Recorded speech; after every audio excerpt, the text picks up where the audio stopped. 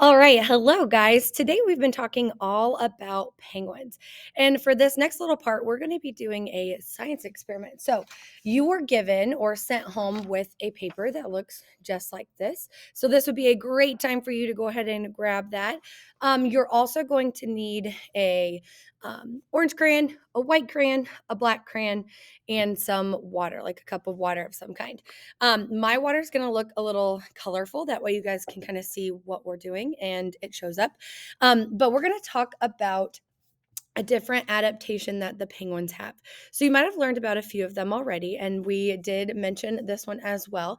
But we're going to talk about the feathers on a penguin and what that has to do with their adaptation and how they, or why they have this. So, the feathers on a penguin are a little bit different than feathers of other birds. Um, a penguin has this oily texture that is on their feathers. They have this that way they can glide through the water a little bit easier, but it also helps with keeping their feathers dry. If you think about it, penguins would want their stuff to be dry because it's cold. So if that's what you were thinking, um, then you might have been right. But we want to make sure, or penguins want to make sure that their feathers are staying dry with that cold temperature so they don't freeze. So they have like this oily texture to their feathers. And this experiment is going to kind of show you how they stay dry. Okay. So I already did mine, and we are going to take some time and you're going to color this penguin. Okay. You want to make sure that you, really get in there. And I know you can't really tell, but I did color the white section with white crayon. I know you might be thinking, why would I need to color white with white? Because the crayon is going to represent, or the wax of the crayon is going to represent that oily texture of the feathers for that penguin. Okay. So that part is really important because if you don't color in that white section, then your paper is just going to get wet and it's not going to work. All right. So you want to make sure that you color all parts of your penguin. It doesn't really matter what color you color those parts. If you want to color them blue, it doesn't really matter. I just made mine look like a real penguin. So you want to make sure you get really in there and that there's hardly any paper parts that are showing.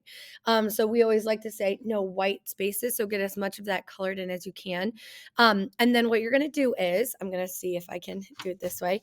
You're going to take your penguin and your water here, and you're going to take little drops. You can use a straw, you can use just your fingers, but you want to lightly drop the water on our penguin. Now, if you notice, the water is not just straight seeping through the paper. Our paper is not really looking like it's wet or anything. That water is just collecting on top of that crayon. Ooh, that's a good one. Do you see those bubbles right there? Those bubbles are nice and formed. So we can see that all over our penguin. It's collecting and not soaking through. That is exactly what happens to a real penguin.